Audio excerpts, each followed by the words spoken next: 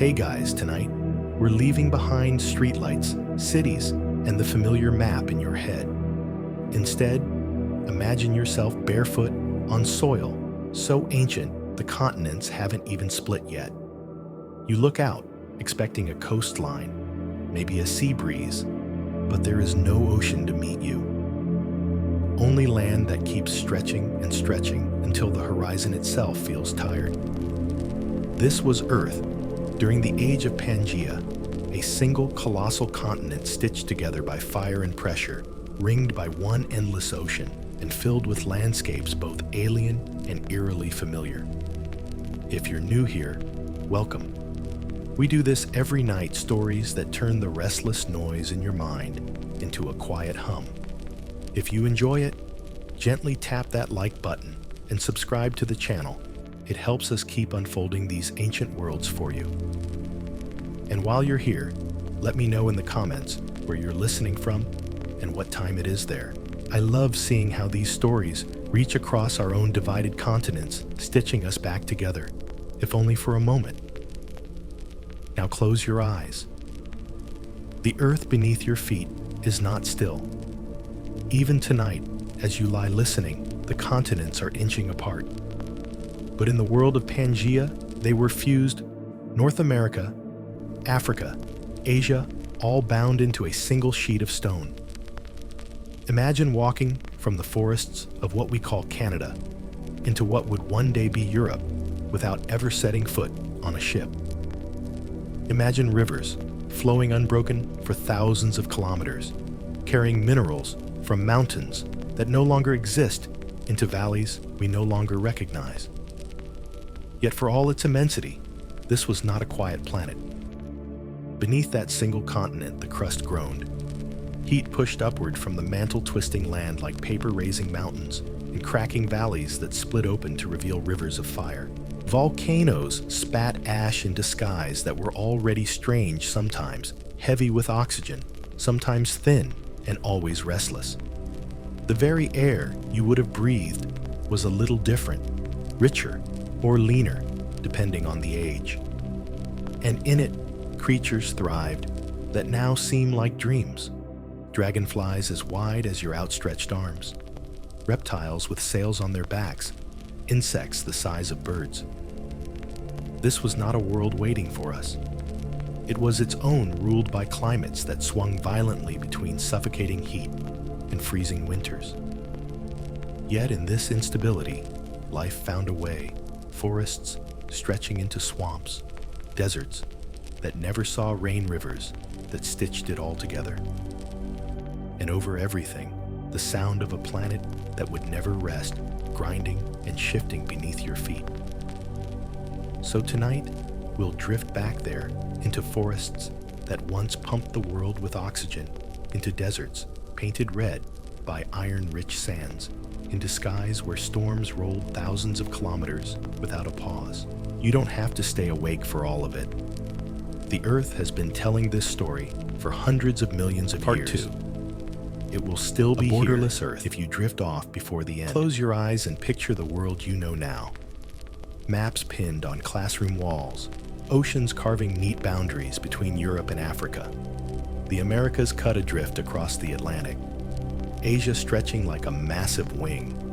It feels permanent, doesn't it? But what if I told you that these divisions, these carefully outlined shapes we memorize, are temporary? In the age of Pangea, there was no puzzle of continents, no fractured pieces drifting apart. There was only one world, vast and uninterrupted, as if Earth had decided to press all its weight into a single colossal landform. This supercontinent didn't just change geography, it changed perception. On modern Earth, when you travel long distances, you eventually meet a border of water. Fly over Europe, and before long, you're looking down at the English Channel or the Mediterranean. Drive across the US, from east to west, and sooner or later, you're met by the Pacific Ocean. These seas are comforting markers, beginnings and endings, places where land yields to infinity. On Pangea, there was no such comfort. Walk long enough in any direction, and the land never ended. It kept unfolding like a book with no final page. Imagine setting out from the north of what we call Canada today. Instead of turning west toward the Pacific or east toward the Atlantic, you could keep walking eastward for months, years even, and eventually find yourself on ground that would one day belong to Europe, then Asia. No visas, no border patrols, just endless stretches of plain mountain forest and desert. The idea of foreign land wouldn't exist, not because cultures hadn't yet formed, but because the earth itself hadn't drawn its lines. To the south, the journey would have been just as staggering. Picture standing where Brazil now lies. In our age, the Atlantic cuts you off, rolling out in blue immensity. In Pangea, you could step forward and cross into Africa without ever touching water. Keep moving, and the land would carry you into what would someday be Antarctica and Australia. Oceans, instead of being scattered pockets dividing land, were pushed to the very margins of the earth. One massive sea, Pangea, wrapped around everything like a moat around a fortress. You didn't sail between continents. You only sailed away from them into a vast ocean so wide and deep it must have seemed endless. Standing in the middle of that world would have been unsettling. Humans are used to edges. We like boundaries that tell us where one thing stops and another begins. Without oceans to frame your horizon, Pangea must have felt limitless, even claustrophobic in its openness. It was a planet without division, but that unity carried its own kind of alien weight. Geologists describe Pangea as stretching from pole to pole, a supercontinent so massive that its shape bent global winds and currents. But that's the scientific view. Let's shift into a traveler's imagination. Picture a young explorer setting off across the land. The journey would not be marked by the tidy distinctions we know today. No saying I crossed the Atlantic and now I'm in Europe. Instead, you'd experience a slow, almost imperceptible shift in climate and terrain. From humid coastal forests to plains, then deserts, then back to forests again, gradual transitions spread across thousands of kilometers. Imagine the exhaustion and awe of walking months through unbroken desert, only to stumble at last into a swampy river delta where enormous dragonflies skim the water. The entire planet was a continuous mural, no seams, no missing tiles. And yet, despite this connectedness, not all of Pangea felt the same. Its sheer size created contrasts so sharp, they might as well have been different planets. Near the coasts, the ocean still cast its spell. Humid air rolled inland, feeding dense forests and swamps where amphibians thrived. Rivers swollen with seasonal rains carved channels across wide plains. Life was abundant, noisy, and humid there. But move inland step by step, and the greenery began to thin. The air grew drier. Forests gave way to scrublands, and eventually to the immense deserts at Pangea's core, deserts larger than anything alive today can offer. Imagine the Sahara, then triple it, quadruple it, and erase the thought of nearby seas bringing relief. That was Pangea's heartland, sun-scorched by day, bitterly cold at night, and utterly cut off from the rhythms of the ocean.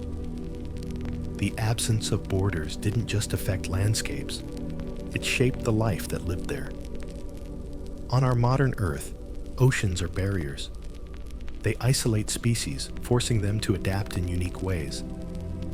Kangaroos in Australia, lemurs in Madagascar, these are evolutionary quirks born from separation.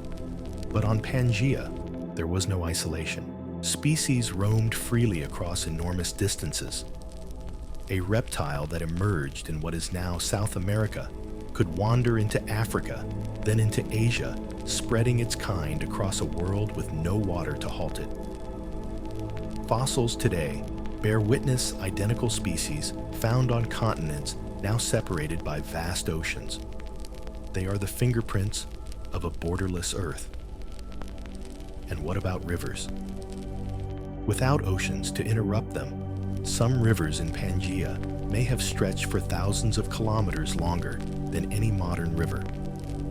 Imagine following a single river from a mountain range in what is now North America, tracing it across plains, swamps, and deserts until it finally spilled into the Pangea thousands of kilometers away.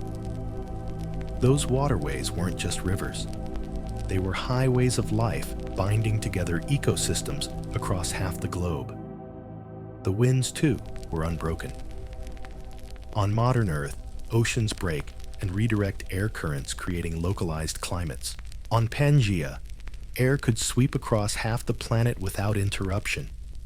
Dust storms born in the interior deserts could ride the wind to the coasts, where they would feed distant forests with much-needed minerals. Rainstorms could travel across regions for weeks before their clouds finally emptied. Monsoons must have been titanic rains lashing entire coastlines while the interior remained bone dry, waiting years for a drop of moisture. Think about how disorienting this must have been for life itself. Animals and plants had to evolve not for one stable climate, but for extremes. To live in Pangea meant to adapt to contrasts, scorching summers, followed by winters, sharp as knives, deserts that turned briefly green after rare rains before collapsing back into barrenness. Even forests had to be tough, their roots clinging to nutrient-poor soil, their trunks strong enough to endure the relentless winds that crossed continents. And yet, for all its strangeness, there is something almost poetic about a world without borders. Today, oceans divide us, reinforcing our sense of separateness. But on Pangea, no such barriers existed. Every horizon was connected to another. Every species was part of the same great experiment. If you could look up at the stars from its deserts or coasts, you would see the same unbroken sky arching over a single Earth. Of course, this unity was never permanent. The same restless forces that stitched the continents together would eventually tear them apart. But for a time, tens of millions of years, the world lived as one, an undivided landmass surrounded by an endless ocean. And to walk across it would have been to confront the vastness of our planet in a way we can hardly imagine today. No seas to hem you, and no borders to tell you where one land ended and another began. Just Earth, whole and immense under a single boundless sky. Part 3. Restless Earth. Beneath. Beneath your feet, the ground has always been moving, though too slowly for human senses to notice. Today we measure it in centimeters per year, about as fast as your fingernails grow. Hardly dramatic, but given millions of years, those quiet shifts turn entire oceans into deserts, mountain ranges into rubble, and continents into migrating rafts. Pangea was no exception. In fact, it was the most spectacular outcome of those movements, a cosmic-scale traffic jam where every wandering continent slammed together until there was nowhere left to go. Think of the Earth's surface not as a solid shell, but as a patchwork quilt of plates floating on a restless interior. Beneath the crust lies the mantle hotter than any forge moving in slow, syrupy currents. Heat rises, rock shifts, and the plates above are nudged like bumper cars in endless motion. Sometimes they drift apart, allowing oceans to open. Other times they crash together, folding up mountains or burying entire seas. In the case of Pangea, the latter ruled the day. Over hundreds of millions of years, smaller continents and island chains crept toward one another. Their collisions were anything but gentle. Picture two cars meeting head-on in slow motion, not over seconds, but over millennia. Their metal crumples hoods, rise and frames warp. Replace the cars with continents, and the wreckage becomes mountain ranges. Each crash thrusts stones skyward, folding ridges like crumpled paper and raising peaks rivaling our modern Himalayas. The Appalachians in North America, the Atlas Mountains in Morocco today, They seem modest compared to Everest. But these were once titans born when the plates of ancient continents locked together during Pangea's formation. Though weather and time have worn them down, their bones still carry the scars of that ancient violence. Every step on their trails is a reminder that once long ago, land met land with unimaginable force. And the collisions didn't only create mountains, they stitched seams into the planet's crust. Geologists call them suture zones, long scars, where different land masses welded together. These seams are still visible today if you know where to look, running across continents now separated by oceans. It's as if Earth's surgery left stitches that never truly disappeared. Volcanoes were another restless companion. Along Pangea's seams, magma pushed upward, feeding chains of fiery mountains. Some erupted quietly, rivers of lava hardening into fresh plains. Others exploded violently, sending ash clouds into the sky and reshaping climates for years at a time. Standing anywhere near one of these eruptions would have been humbling, the ground trembling beneath your feet, the sky darkening at midday, lightning crackling inside plumes of ash. It was as though the planet itself were announcing that it was never finished with its work. But what makes Pangea remarkable isn't just the scale of its creation. It's the idea that this was not the first time Earth had gathered itself into one. Long before, there were other supercontinents, Rodinia, Nuna, Columbia. Each came together, broke apart, and drifted, repeating what scientists now call the supercontinent cycle. Imagine Earth as a restless artist endlessly rearranging its canvas, shuffling land masses together, then tearing them apart only to begin again. Pangea was simply the latest masterpiece in that ongoing cycle, though certainly not the last. To stand on Pangea's forming ground would have been to feel the planet alive beneath you. Mountains didn't rise overnight, but the evidence of their growth would have been everywhere. Valleys splitting wider, new ridges appearing on horizons, rivers rerouting themselves after earthquakes. Perhaps the strangest part is how normal it all would have seemed if you were alive then. For us, earthquakes and eruptions feel like disasters. For the Earth, they are simply routine maintenance. And while the continents fused above, changes brewed below that shaped the surface in ways we can still trace. Mantle plumes, columns of hot rock rising from deep inside the Earth, pushed against the crust, creating bulges and rifts. Some of these plumes would eventually become the starting points for Pangea's undoing the cracks that split it apart. But in its early days, they helped sculpt its rugged terrain, vast volcanic plateaus, deep basins, and long mountain belts, crisscrossing the land like stitches in a wound. If you've ever walked across a city that's been rebuilt, over centuries-old streets buried beneath new ones, layers of history stacked in cobblestones, you already know something of how Pangea felt. The land itself was a palimpsest, each layer of rock telling the story of earlier collisions, earlier breakups, earlier continents forgotten by all but the stones. The idea that continents drift is so familiar now that it almost seems obvious. But picture early humans staring at maps centuries ago, noticing how South America's eastern edge seems to fit snugly against Africa's western coast. They guessed at the connection long before science proved it.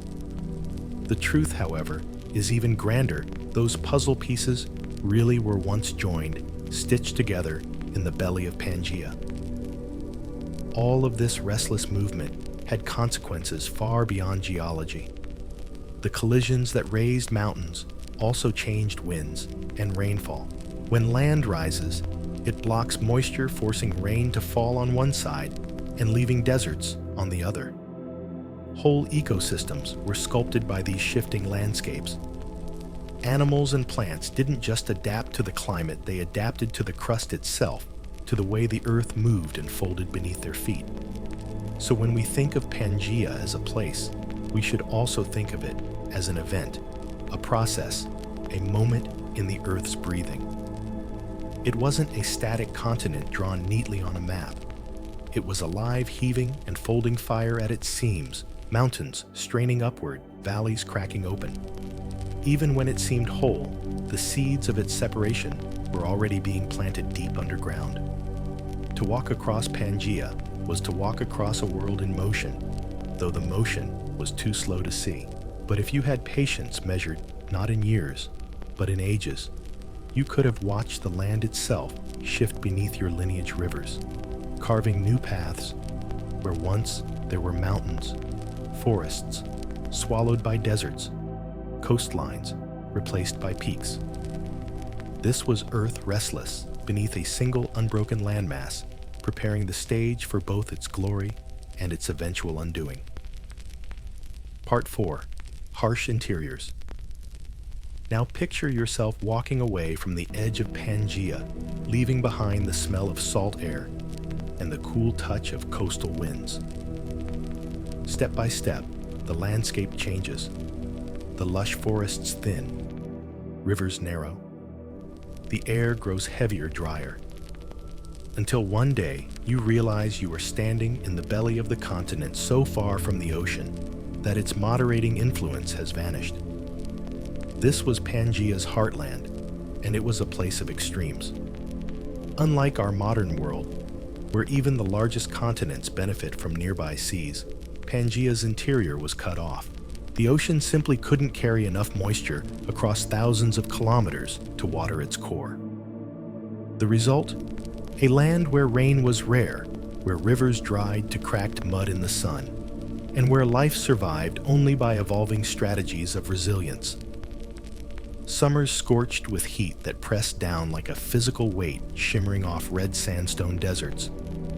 Winters swung the other way, sharp, bitter, dry cold, settling over the land like a blade. The cycle was relentless, season after season, year after year. It's easy to think of deserts as empty, but the ones at Pangea's center were vast beyond imagination. The Sahara today stretches about 9 million square kilometers, enormous by human standards. Pangea's deserts may have been several times larger seas of sand and stone that swallowed horizons. Picture standing in one, the ground a rusty red, stained with iron oxides that geologists still find in the red beds of fossilized rock today. The sun rises quickly, bleaching the sky into a merciless dome of blue. By midday, the heat makes the air ripple as if the land itself is melting. And at night, with no clouds or seas to hold warmth, temperatures crash. Stars blaze with a clarity modern skies rarely allow, brilliant but indifferent to the life struggling below. Life here had to bend or break. Plants were sparse, low shrubs with leathery leaves, conifers that clung stubbornly to thin soil cycads with crown-like fronds tough enough to endure drought. Their roots stretched deep, tapping hidden water. Between them, wide stretches of bare ground lay exposed to winds that scoured the land for millennia. The animals were no less remarkable. Small reptiles became the desert's true pioneers, their bodies low to the ground, their skins armored against moisture loss.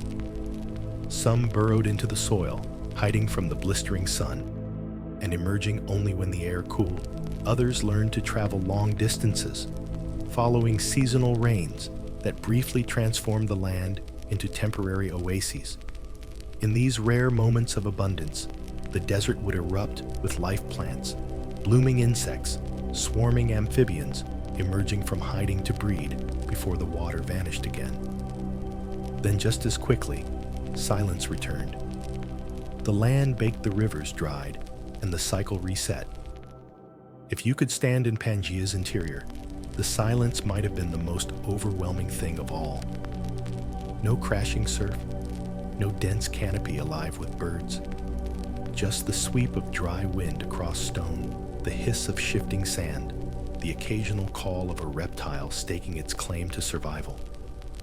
It was a quiet, not of peace, but of endurance, the kind of silence that presses on the chest and reminds you how small you are. Yet even here, connections tied the interior to the rest of the continent.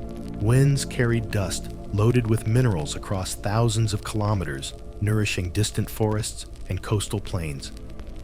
Seasonal storms, rare but powerful, swept across the deserts, carving gullies, filling dry riverbeds, and briefly rewriting the map of survival.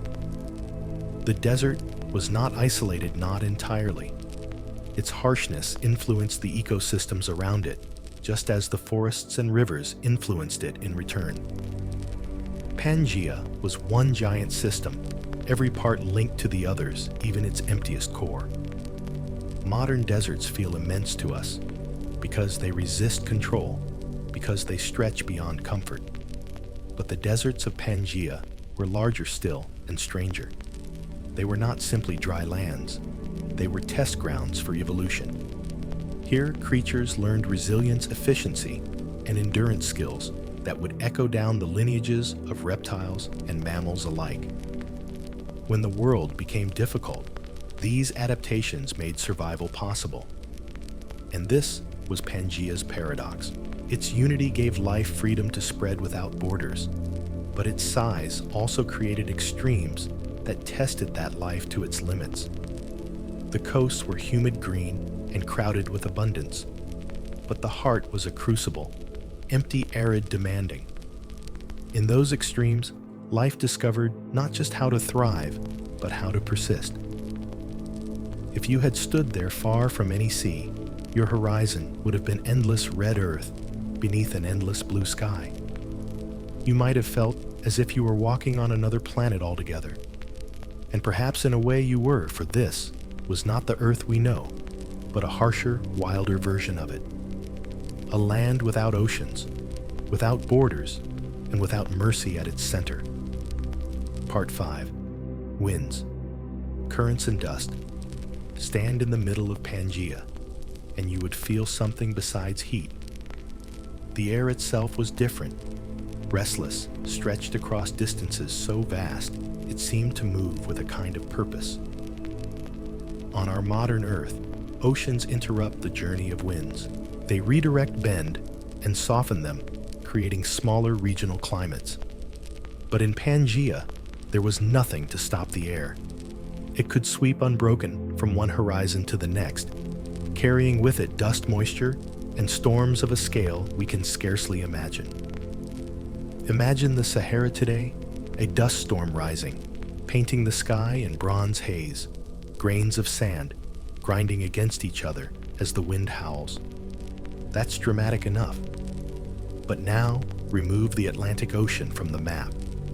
Instead of the storm dropping most of its burden into the sea, it keeps going, traveling thousands of kilometers across an unbroken continent. Dust from Pangea's deserts may have drifted all the way from the center of what we'd call Africa into the forests of what would become Asia, feeding soils far from the storm's origin. A single gust could carry the breath of one region to another, knitting ecosystems together through invisible threads. This circulation shaped more than just landscapes. It dictated survival. In coastal zones, humid winds brought life. Heavy rains swept in soaking forests, swelling rivers, and feeding wetlands where amphibians thrived. These rains may have come in monsoons, massive seasonal winds powered by Pangea's size and its position along the equator. For weeks, storms would pound the same regions relentlessly, their thunder rolling across plains, their downpours turning valleys into temporary lakes.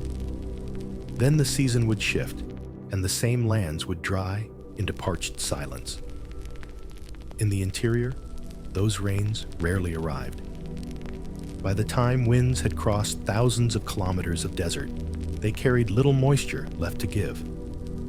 What remained was a hot, dry breath that scoured sand and stone. The air itself seemed hostile, wringing the last drops of water from plants bleaching soil into iron-red dust. Life that existed here did so against the odds, plants storing water in roots, animals burrowing into cool earth, all waiting for rare storms that would bring brief, frantic abundance before vanishing again. And yet those very dust storms that made life so difficult were also lifelines. When they reached the coasts, they enriched forests with minerals stripped from the deserts. The dust-fed ecosystems, hundreds or even thousands of kilometers away, like invisible fertilizer carried on the wind. Even oceans felt the impact. As storms swept over Pangea's edge, dust settled into Panthalassa, seeding its waters with nutrients and sustaining marine plankton. The smallest organisms in turn supported fish corals and the web of life in the sea. What began as emptiness in the desert became abundance on the coast. This is the paradox of Pangea's winds. They punished and they nourished. They left the interior barren, but they carried the desert's bones to the edges of the world, feeding life that could never have thrived without them. It's a reminder that nothing in Earth's system exists alone. Even the silence of the desert had meaning. Its dust, a messenger traveling outward. The storms themselves must have been awe-inspiring. Without oceans to break their stride, thunderheads could grow vast, their anvils stretching across horizons. Lightning would split skies over forests and deserts alike, carried by winds that had traveled half a continent. Rainstorms drenched coasts, while their clouds drifted inland shadows, marching across plains until finally fading into dry emptiness. For creatures that depended on water, those shifting winds could mean survival or death. Imagine being a reptile in this world. Along the coasts, your days are humid.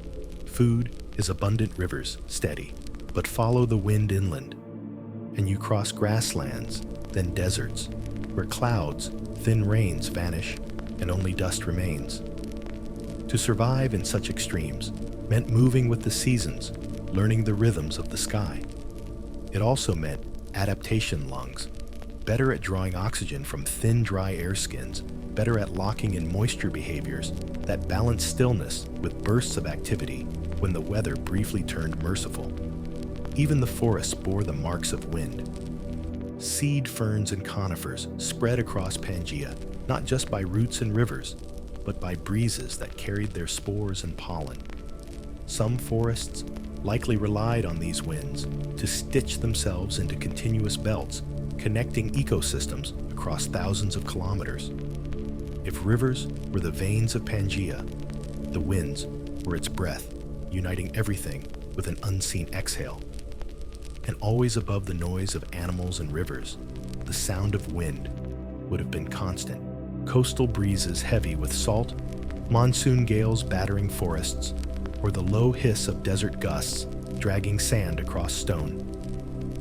Pangea's soundtrack was written not just by creatures or water, but by air, endlessly moving across one colossal land. There is something strangely modern in this thought.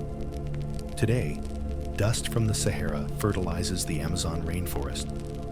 Ash from volcanic eruptions in Iceland colors sunsets across Europe. The winds still carry messages between continents.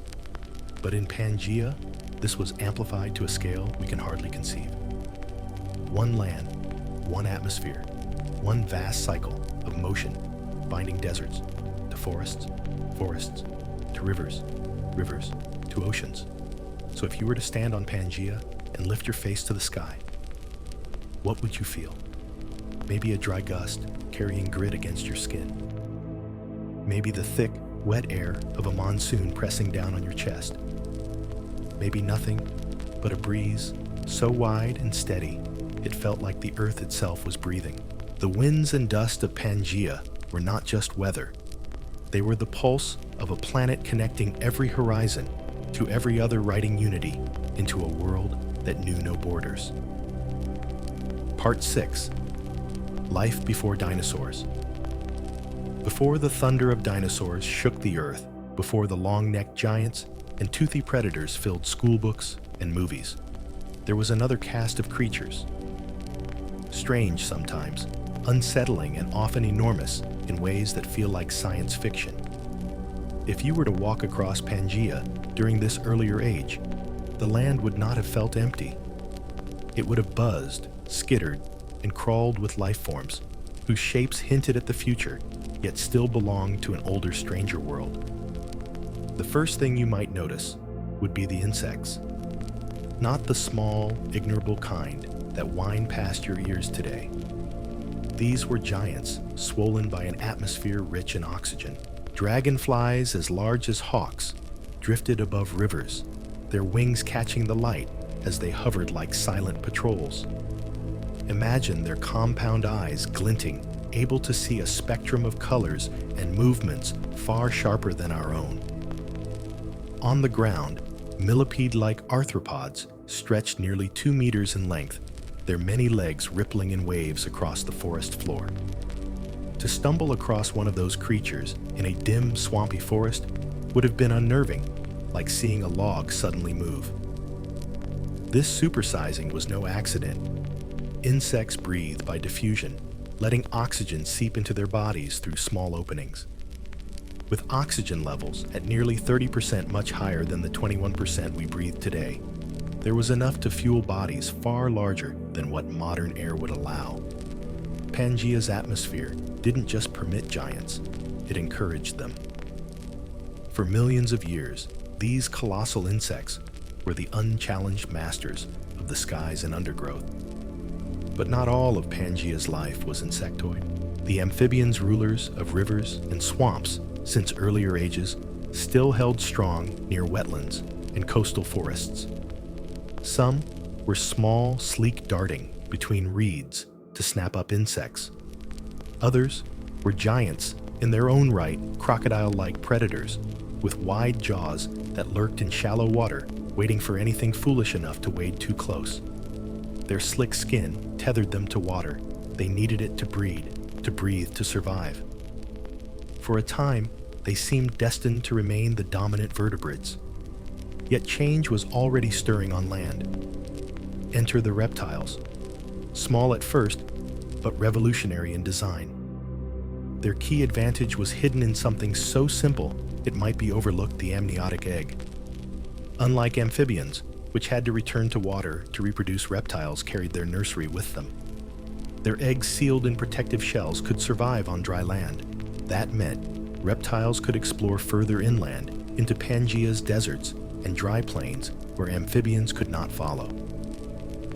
It was as if evolution had handed them a passport, granting access to new territories and new ways of living.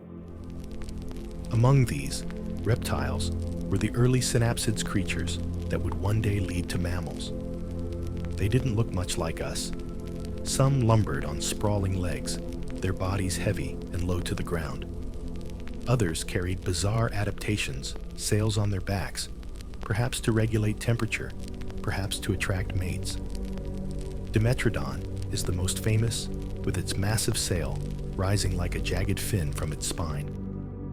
Picture one, basking in the morning sun, its sail dark, soaking up heat to power its day's hunt. It was not a dinosaur, though it is often mistaken for one. It was older, a relic of the Permian age, and in many ways, the blueprint for the mammalian line. Not all synapsids were predators. Some browsed on tough vegetation, their jaws heavy with grinding teeth. They were stocky, resilient, and slow-moving, their size a defense in itself. To survive in Pangea's harsh climates, being big was often better. A large body lost water, more slowly stored energy, more efficiently, and intimidated predators. In the same way, elephants or buffalo dominate modern savannas. These bulky herbivores shaped their environments, trampling paths through forests and stripping plants as they went. Meanwhile, reptiles of other lineages were experimenting with new forms. Some developed tougher skin to hold moisture. Others grew longer limbs, better suited to trekking across open ground. Step by step, generation by generation, they pushed farther inland, claiming niches amphibians could never reach. The food chain that tied these creatures together was a constant dance of adaptation. Giant insects thrived in swamps, only to become prey for amphibians lurking nearby. Amphibians ruled rivers, but on land, reptiles began to outpace them. Synapsids grew larger, testing the limits of endurance in a dry world, while smaller, quicker species darted through forests, filling every gap in the ecosystem. It was not yet the age of dinosaurs, but you can see its shadow forming, as if the Earth itself was rehearsing for a grander performance to come. If you walked through one of Pangea's forests during this time, the air would feel thick and different. Oxygen, heavy, humid, buzzing with insect wings. In the canopy, dragonflies the size of crows hunted with sharp precision. On the forest floor, arthropods rustled through fallen leaves, some so big you'd hear them before you saw them. Amphibians would slip into the water at your approach, their slick forms vanishing into reeds. And from the trees' shadows, a reptilian eye might blink something small, scaled and curious, already testing the world that lay beyond the swamp. This was life before dinosaurs, a time of experimentation when evolution pushed boundaries and built prototypes. Some would endure, becoming ancestors of future giants. Others would vanish, leaving only fossils in red stone to remind us of their existence. But together, they filled a borderless Earth with motion and noise. No oceans to divide them, no barriers to halt their spread, just one colossal continent where life could wander, adapt, and grow. And though the dinosaurs had not yet appeared, the stage was being set. The forests, the deserts, the rivers, the oxygen-rich skies, all of it was preparing for the age to come.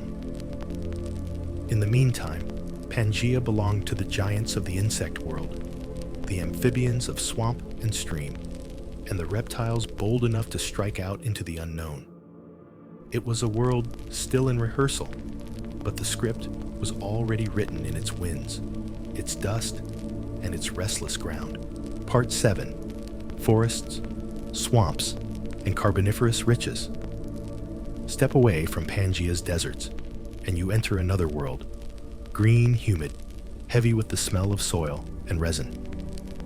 These were the forests of the late Carboniferous and early Permian, stretching across the lowlands and coastal plains, ecosystems so dense they seemed endless. The air here was thick, rich with oxygen, and every breath would have felt different from what you know today. Walk into the shadows of those forests, and you were stepping into the lungs of the earth itself. The trees were not the familiar oaks or pines of our modern age. They were stranger, more primitive, as though Earth was still experimenting with what a forest should look like. Towering seed ferns stretched their fronds wider than a human's arms, forming canopies that blocked out much of the sun. Beneath them, horsetails and club mosses grew to heights of 10-meter stalks, jointed like bamboo, crowding together in swaying groves. Their roots wove dense mats that locked the soil in place and created swamps that hummed with insect life. Every step in this green world would have been met with the squelch of waterlogged ground, the splash of unseen amphibians, and the endless whir of wings. The oxygen levels of this time made the forests feel alive in a way we can hardly imagine. Fires burned hotter, insects grew larger, and decay slowed, leaving behind layer upon layer of plant matter. Over millions of years, those layers compressed into thick seams of coal, the very coal that humans mine today to fuel our machines, our cities, our lives. Imagine that the forests of Pangea, once home to dragonflies and primitive reptiles, now flicker in the street lamps of our world, their energy preserved in black stone. These were not just forests.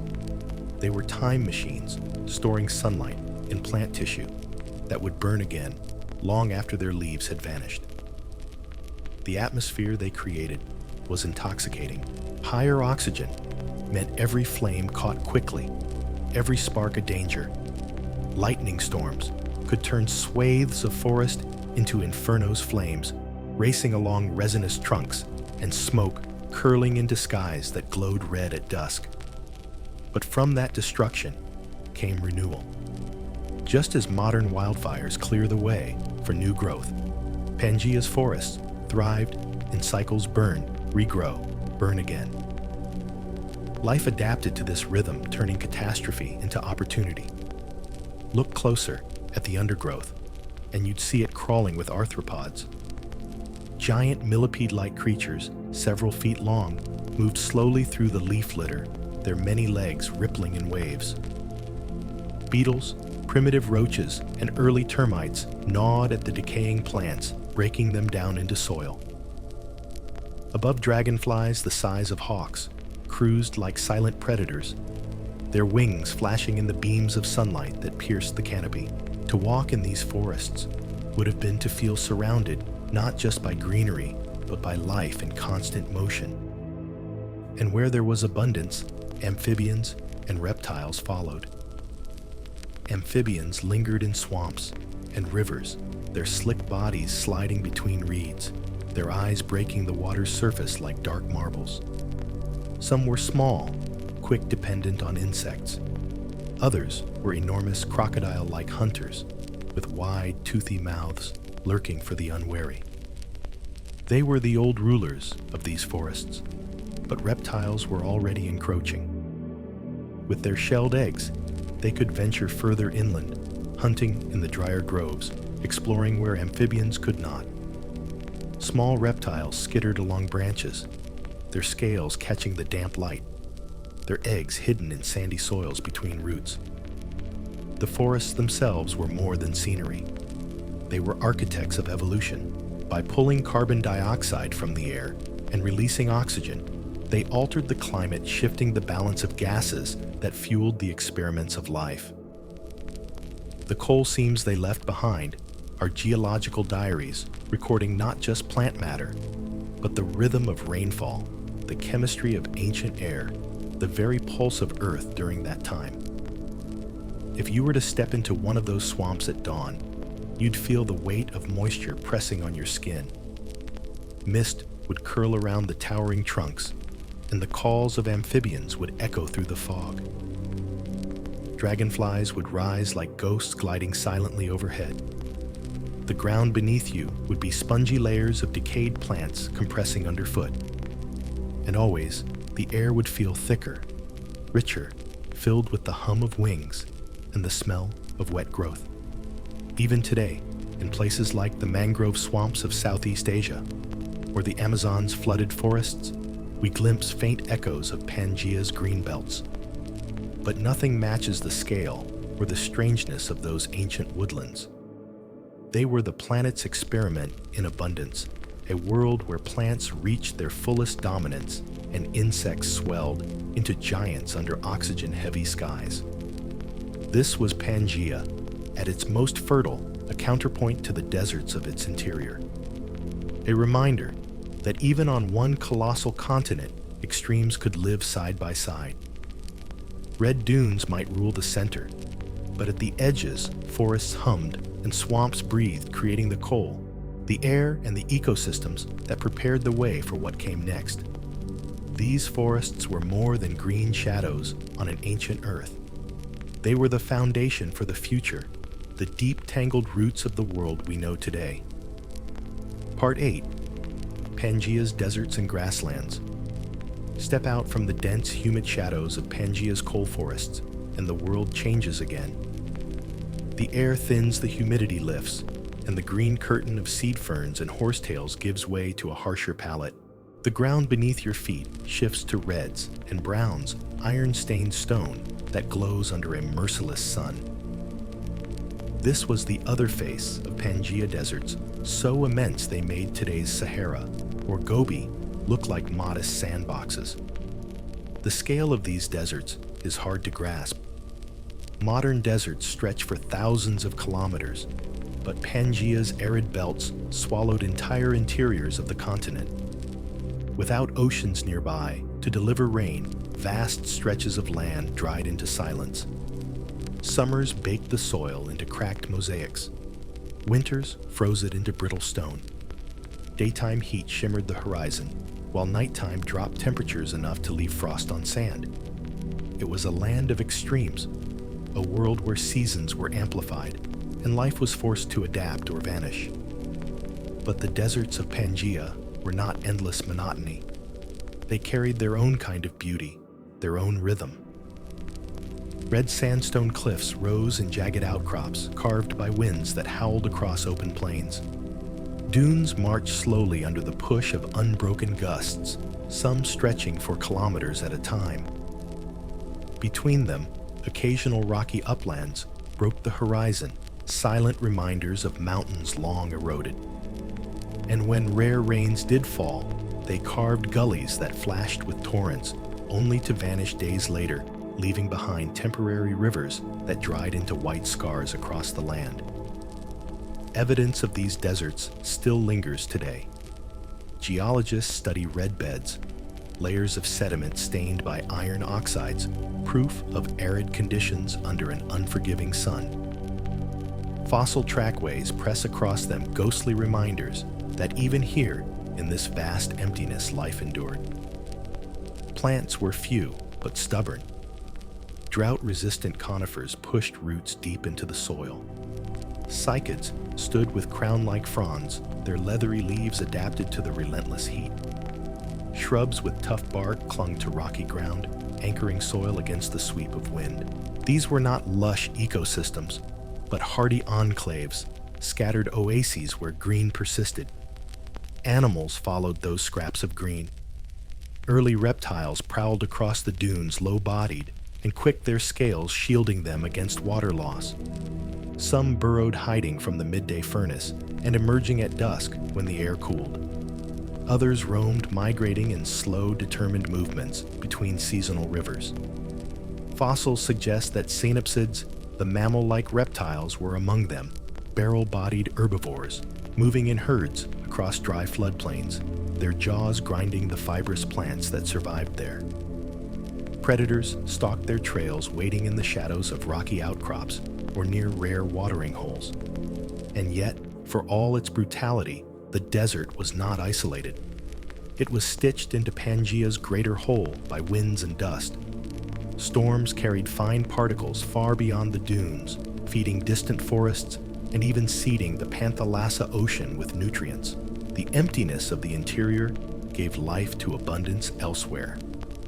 It was a cycle of scarcity and generosity written across the continent by air and stone. Between the deserts and the coasts lay transitional zones, open grasslands and scrublands that acted as highways of life. Imagine crossing these belts, the ground drier than the forests, but not barren, dotted with shrubs and low conifers patched with grasses that rustled under the wind. Herds of plant-eating reptiles may have grazed here, moving with the seasons. Predators followed, using scattered cover to ambush. These zones link the lush edges of Pangea to its arid heart corridors, where animals and plants spread, carrying their genes across the supercontinent. Fossil evidence today shows identical species preserved on continents now separated by oceans, proof that these grassland highways once connected what we see as divided worlds. To walk across this landscape would have been to experience contrast, layered on contrast. One day, you might trek through scrublands, alive with buzzing insects, their wings flashing in dusty light. The next, you'd step into deserts, where silence pressed against your ears, broken only by the hiss of wind dragging sand. Then just as suddenly, a seasonal storm might sweep through, filling dry channels with water and drawing animals out from hiding in a frantic burst of activity. Modern deserts, like the Namib or the Outback, give us echoes of this life, but they are pale comparisons. Pangea's deserts were not simply large, they were continental. They stretched across horizons in every direction, a red emptiness stitched into the center of the earth. And yet, they were not lifeless. They were proving grounds, sculptors of endurance, laboratories of adaptation. Every plant that dug deeper roots, every reptile that conserved a drop of water, every creature that burrowed or migrated, They were all part of the desert's quiet test. It's strange to think that the same continent that gave us coal forests, rich with oxygen and life, also harbored deserts that stripped away comfort and forced evolution into sharper shapes. But that was Pangea's nature unity without uniformity. One land, yes, but a land large enough to contain contradictions, a world where abundance and barrenness lived side by side, each shaping the creatures that walked its soil. If you stood there in the heart of one of those deserts, the horizon would feel infinite, the sky enormous, the silence absolute. Yet even in that silence, you'd be standing inside a cycle that stretched across the entire planet. Dust to wind, wind to forest, forest to ocean. Even emptiness had purpose. Even red sand had a role in the story of a restless earth. Part 9. Rivers as lifelines. Follow the wind-blown dust of Pangea long enough, and eventually you'll hear another sound water. In a land where deserts could swallow half the horizon and forests could choke the air with damp oxygen, rivers were the threads that tied it all together. They were not mere streams cutting through local valleys, they were arteries that crossed whole continents. On modern Earth, rivers like the Nile or the Amazon feel vast because they feed nations.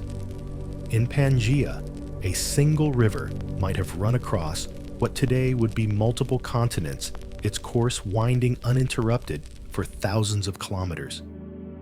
Imagine standing at the base of a mountain range, newly folded from tectonic collisions, snowmelt dripping into rivulets that merged into torrents. Those torrents carved valleys deeper with each season, dragging rock and minerals into sprawling basins.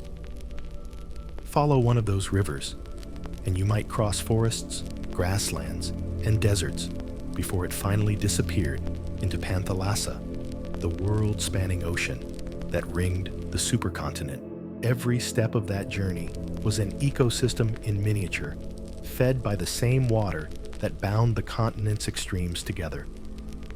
The rivers of Pangea were lifelines in more ways than one. Their banks teemed with vegetation even when the surrounding land lay parched. Tall conifers rooted in their floodplains, seed ferns sprawled beneath them, and swamps clung to their edges. Insects thickened the air above the water, dragonflies hovering, beetles crawling along reeds, and early ants working quietly in the soil. Amphibians hid in muddy shallows, their slick bodies ready to ambush smaller prey. And reptiles followed the flow, some using rivers as migration corridors to push deeper into Pangea's arid interior. When floods came, they transformed the land. Seasonal rains, sometimes delivered by colossal monsoons, swelled the rivers far beyond their normal banks. Floodplains spread into shallow lakes covering forests in waterlogged silence. As the waters receded, they left behind silt rich in minerals, turning the soil fertile and green. Fossilized floodplains today preserve footprints of these moments, the heavy impressions of lumbering synapsids moving through soft mud, the delicate claw marks of predators trailing behind the faint ripples of insects etched into drying surfaces. They are snapshots of life caught in the act of following water. The power of these rivers wasn't just biological. They were geological storytellers. Their currents carried sediments across entire regions, leaving layered records still visible to geologists today. Sandstones, shales, and silts bear witness to rivers that once crossed land now divided by oceans. In fact, deposits found in North America, Africa, and Europe align so precisely that scientists can trace them back to the same ancient waterways, a reminder that Pangea's rivers didn't stop where our continents do. They flowed across a borderless world. Picture one of these rivers at dusk, the air heavy with the smell of wet earth, insects rising in clouds above the reeds, a synapsid herd, barrel-bodied and slow wading into the shallows to drink. Their tracks deepen the mud, which in time will fossilize. A predator lurks in the tree line waiting. Amphibians call from dark water, their voices echoing. The river is more than water. It is a stage where survival, predation, and adaptation all play out. Some rivers must have been violent, rushing through canyons carved by tectonic upheaval, their waters grinding rock into gravel and carrying it far downstream. Others moved gently, meandering across floodplains, creating oxbow lakes and wetlands, where life could pause in relative abundance. In the deserts of the interior, ephemeral rivers were more precious, still seasonal floods that lasted only weeks, their waters vanishing into thirsty sands. When they appeared, they turned barren land into sudden oases. Fossils suggest these temporary rivers drew animals from kilometers away, converging on mud and water before the desert reclaimed them. To early life, rivers were not boundaries, but highways. Amphibians followed their currents, spreading from swamps into new habitats. Insects laid their eggs in the muddy banks, their larvae feeding fish in shallow pools. Reptiles patrolled both land and water, hunting in two worlds at once. Even plants followed rivers, their seeds carried downstream, stitching together ecosystems across unimaginable distances. Every creature that walked Pangea depended on these watery threads, and every forest that grew owed some debt to the nutrients rivers carried from mountain to plain. And still, the rivers were restless. Just as the continents shifted, rivers changed course. Over centuries, their paths wandered, abandoning old channels and carving new ones. Valleys flooded forests, drowned deserts, cracked open under temporary lakes. Life that depended on a steady flow was forced to adapt, moving with the water, or perishing when it vanished. In Pangea, permanence was an illusion, and rivers were the most visible reminder of that truth. Perhaps that's why even today, rivers carry such a symbolic weight for us. They feel eternal, yet they are always in motion. They define landscapes, nourish civilizations, and then shift, carving out new courses that remind us we are temporary. The rivers of Pangea were no different. They stitched a supercontinent together, but they also whispered the same reminder the earth always gives: nothing stays still, not even water, not even stone. To follow a river across Pangea was to follow the lifeline of the planet itself, green, where the desert was red, fertile where the plains were dry, alive where silence pressed too hard. And in their endless flow, those rivers carried more than minerals and seeds. They carried memory of mountains, crumbling forests, spreading animals wandering, and an earth that was always in the act of becoming. Part 10. The mammal-like synapsids step closer to the banks of Pangea's rivers, or wander the edges of its deserts, and sooner or later you would encounter creatures that look both familiar and alien. They were not dinosaurs, that age was still millions of years away, but they were far more than reptiles.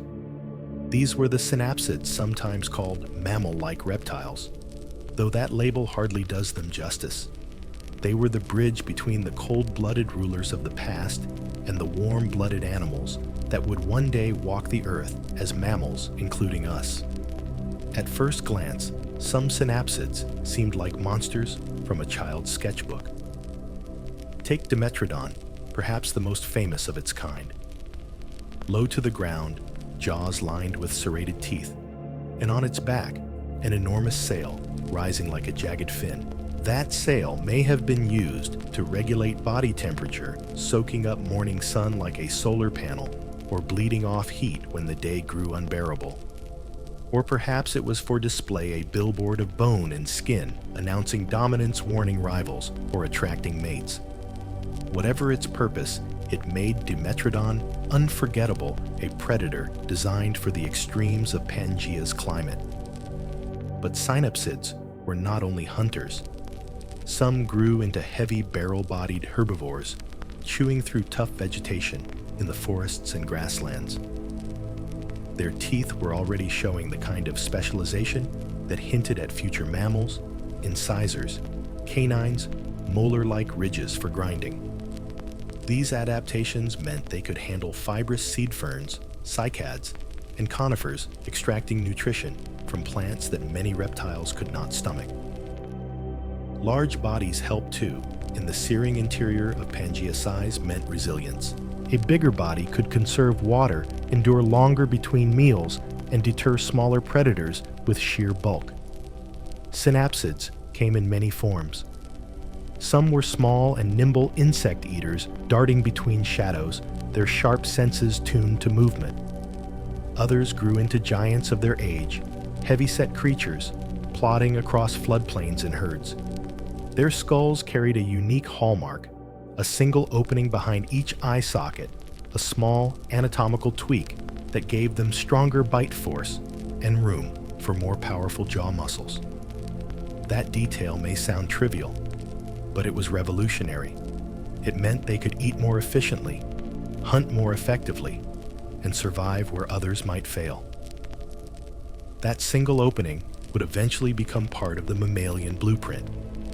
And then came the therapsids, an even more advanced branch of synapsids. If Dimetrodon looked like a reptile with a sail, therapsids carried features that seem oddly modern. Their legs were set more vertically beneath their bodies, not sprawled to the side like lizards. Some may have had whiskers or hair-like structures. Their teeth were differentiated for slicing, tearing, or grinding. The line toward mammals was growing clearer, even if it was still wrapped in reptilian skin. Predatory therapsids were sleek and formidable. Gorgonopsids, with saber-like teeth and muscular builds, prowled the dry plains quick enough to chase prey over long distances. Imagine one emerging from behind a stand of cycads, its long jaws opening in a flash, the glint of its saber teeth promising a swift end. They were the apex hunters of their day, ruling Pangea's harsher regions with speed and ferocity. Alongside them were herbivorous therapsids like Dicynodonts. Stocky-tusked and equipped with beak-like mouths, they clipped vegetation and ground it with powerful jaws. Fossil evidence suggests some traveled in groups, moving together across landscapes in search of food. Herd behavior, social bonds. These are traits we associate with mammals, but their roots might stretch back here in these tusked plant eaters roaming a unified world. What makes the synapsids extraordinary is not simply their appearance, but their adaptability. They spread across nearly every corner of Pangea, humid coasts, drier uplands, even the fringes of deserts. Some grew to enormous sizes. Others stayed small and specialized. Their ability to adjust allowed them to dominate terrestrial ecosystems for millions of years. They weren't background players waiting for dinosaurs to arrive. They were the rulers of their time, writing the script for what mammals would later become. Picture the scene. A synapsid herd drinks cautiously from a broad river at dusk. Their barrel-shaped bodies crowd the shallow's tusks, scraping against stems of water plants. Behind them, dragonflies skim the surface, their wings flashing in fading light. Then from the tree line, a predator moves the low silhouette of a gorgonopsid, its eyes fixed, its saber teeth catching a glint of red sunlight. A chase erupts across mud, and reeds' footprints press deep into soil that will one day turn to stone. Millions of years later, we find those very trackways preserved silent testimony to a struggle long ended. The synapsids didn't last forever. The mass extinction at the end of the Permian nearly wiped them out. Many of their most spectacular forms vanished, leaving only a few hardy survivors. But those survivors carried forward something essential: endurance. From them, mammals would one day rise. Every breath you take today, every hair on your skin, every tooth in your mouth carries a whisper of their legacy. They were not quite us, but they were closer than anything the world had seen before. In the restless landscapes of Pangea, Amid deserts, forests, and rivers, the mammal-like synapsids were a promise that even in a world of extremes, life could experiment, adapt, and prepare for futures it could not yet see. Part 11. Reptiles and early predators walk a little farther from the swamps and river valleys of Pangea, and you'd notice the amphibians begin to fade. Their slick-skinned bodies tied so closely to water could only stretch so far into the dry lands.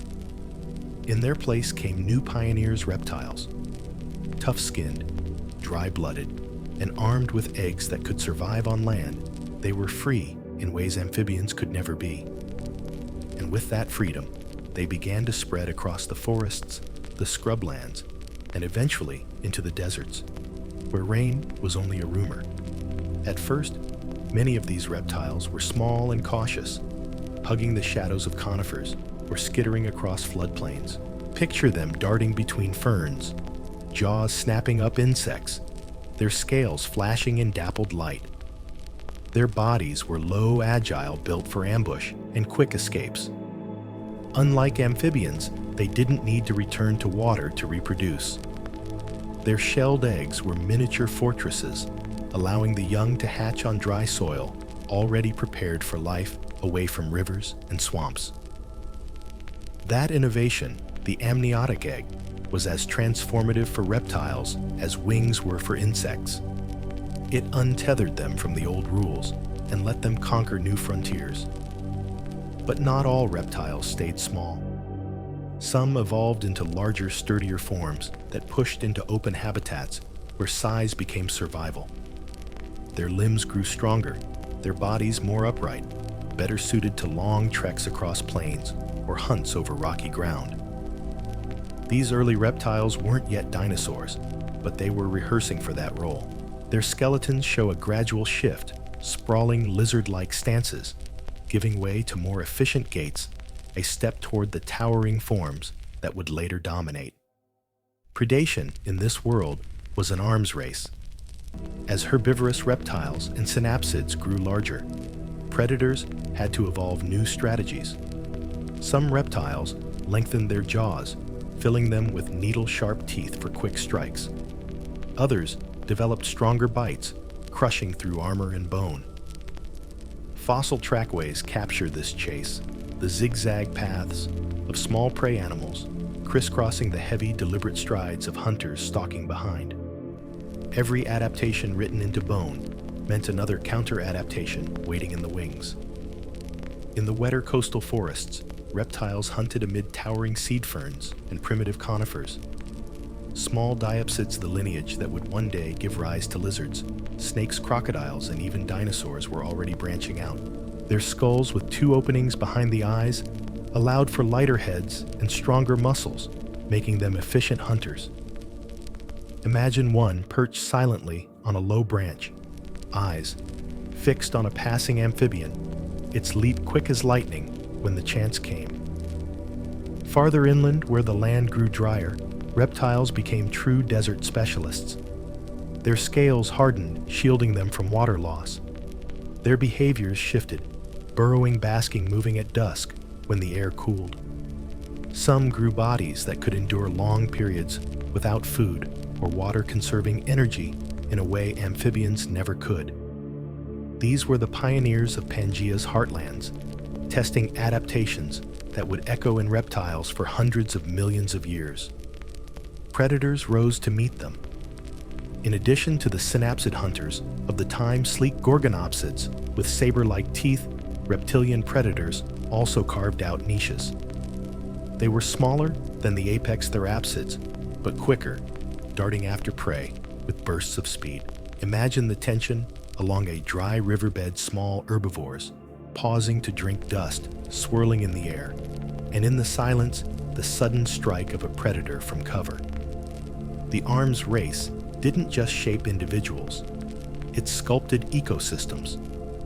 Herd behavior may have begun here with some plant-eating reptiles and synapsids moving together for protection.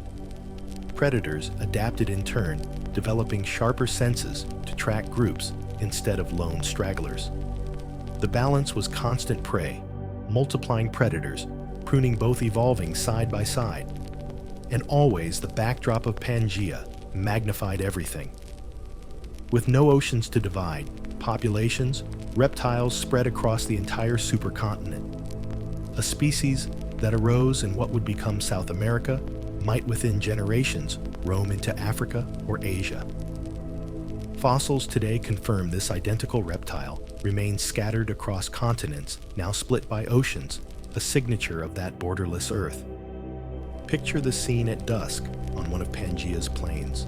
The sun sinks low, throwing long shadows over red soil. Insects hum in the cooling air. A herd of stocky tusked dicynodonts grazes on cycads, their broad jaws grinding tough leaves. In the distance, a predator watches, perhaps a gorgonopsid, perhaps a reptilian hunter. Its body is still, its eyes unblinking. The wind shifts, carrying the scent of prey. The silence breaks in an instant, a rush of legs, a startled cry, a chase erupting across open land. Footprints stamp the mud, some press deep, others light and frantic, until predator and prey vanish into the shadows of the coming night. This was life before dinosaurs. Reptiles were no longer the small side characters of swamps and rivers. They were expanding, diversifying, learning to endure deserts and dominate plains. They were testing the strategies that would one day create giants' upright legs, stronger lungs, tougher skins, sharper senses. In every rustle of reeds and every flash of teeth, you can glimpse the blueprint of what was coming, a new age of predators and prey sharpened on the whetstone of Pangea's extremes. Part 12: Volcanoes and the Planet's Pulse. Beneath the forests, deserts, and rivers of Pangea, the Earth never stopped moving. Its crust was a fragile skin stretched over something hotter, heavier, and endlessly restless. Every so often, that hidden pressure broke through.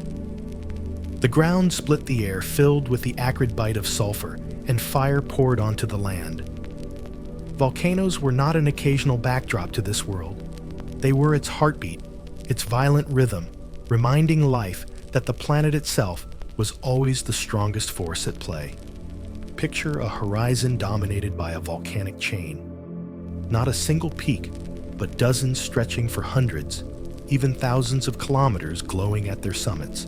Some eruptions were steady lava, flowing like rivers of fire, cooling into new stone that layered itself across the continent. Others were explosive, thunderous blasts that shook the land for days, ash clouds rising so high they blotted out the sun and turned daylight into twilight. Lightning crackled inside those towering plumes, jagged forks illuminating the world beneath in flashes of blue and white. In the immediate aftermath, destruction ruled. Forests caught fire, their resinous conifers burning with intensity under oxygen-rich air. Animals fled blindly, their footprints pressed into hot ash that hardened and preserved their panic. Rivers clogged with volcanic debris changed course overnight. Whole valleys disappeared beneath basalt sheets that hardened black and sharp. For creatures alive at that moment, volcanoes were terror and chaos. And yet volcanoes were also givers. When the ash settled, it enriched the soil, feeding new bursts of plant life. Lava fields, once barren, weathered into some of the most fertile ground. In the cycle of fire and renewal, ecosystems found ways to thrive. Plants anchored themselves in volcanic soil. Insects returned, reptiles followed, and even the great synapsids grazed where fire had cleared the land. Life was knocked down, and then improbably, it rose again. But the impact of volcanoes wasn't limited to the ground. They reshaped the air. Each eruption released enormous amounts of carbon dioxide, heating the planet in a greenhouse effect that deepened Pangea's extremes. Deserts expanded, interiors grew harsher, and the coasts grew more humid. At other times, sulfur aerosols from eruptions veiled the atmosphere, reflecting sunlight and cooling the surface for years. Imagine being alive, then feeling the seasons turn strange summers, cooler than expected, winters bitter and long, all because of gases released from faraway mountains. Volcanoes also stitched Pangea together. Along its seams, where land masses had fused in collisions, volcanic belts rose, marking the scars of the continent's birth. These were no gentle reminders. They were fire lines, chains of peaks, where magma forced its way upward, reshaping the land again and again. The Earth's scars glowed. Toward the end of the Permian, the violence peaked. In what is now Siberia, one of the largest volcanic events in Earth's history unfolded. For hundreds of thousands of years, eruptions poured lava across an area larger than modern Europe. The Siberian traps, as geologists call them, belched enough gases to transform climate and oceans, triggering the greatest extinction Earth has ever seen. Forests withered, rivers, dried oceans suffocated. This was no local event. It was planetary upheaval, born of Earth's pulse, pushing too hard, too long. To stand on Pangea during one of these eruptions would have been humbling beyond words.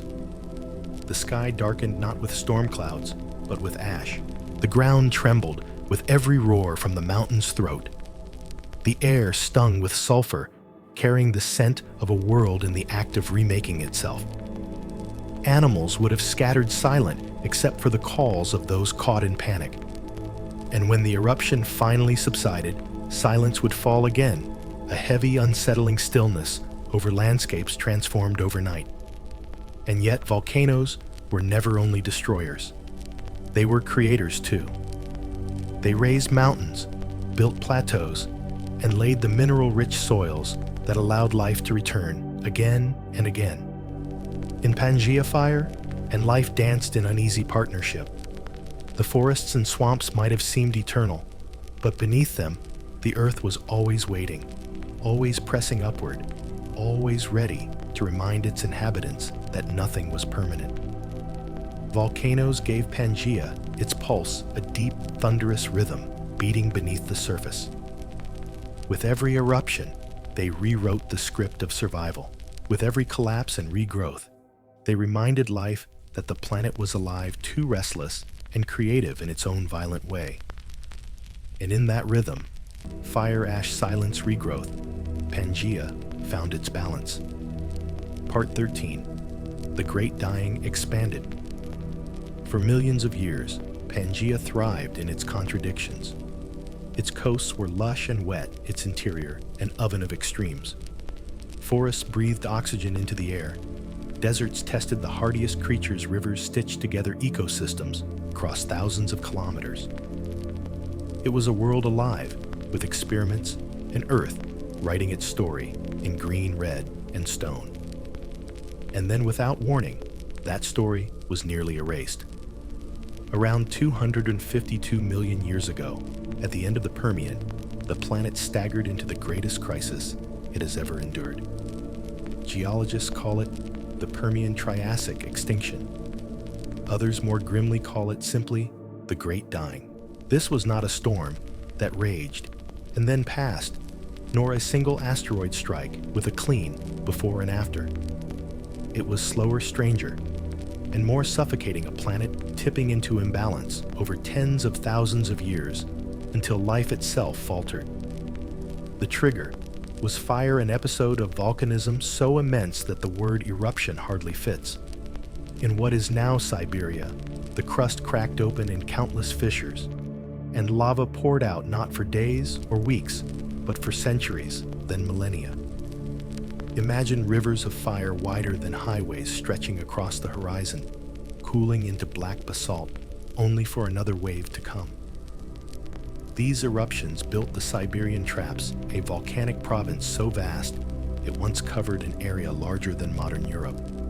The Earth was bleeding heat and stone into its own atmosphere, and everything alive felt the consequences. At first, the signs would have seemed subtle. Forests browned in places, rivers ran shallow, monsoons shifted. But the changes never reversed. Ash choked the skies, filtering sunlight into a strange half-light. Midday felt like dusk. Crops of ancient conifers and seed ferns withered under acid rain infused with sulfur gases that burned leaves and leached minerals from the soil. The smell of sulfur must have been everywhere, carried on winds that once brought relief, but now delivered poison. The air itself grew thick with carbon dioxide. Every eruption pumped more into the sky, trapping heat in a greenhouse effect the Earth could not shake off. Global temperatures rose dramatically.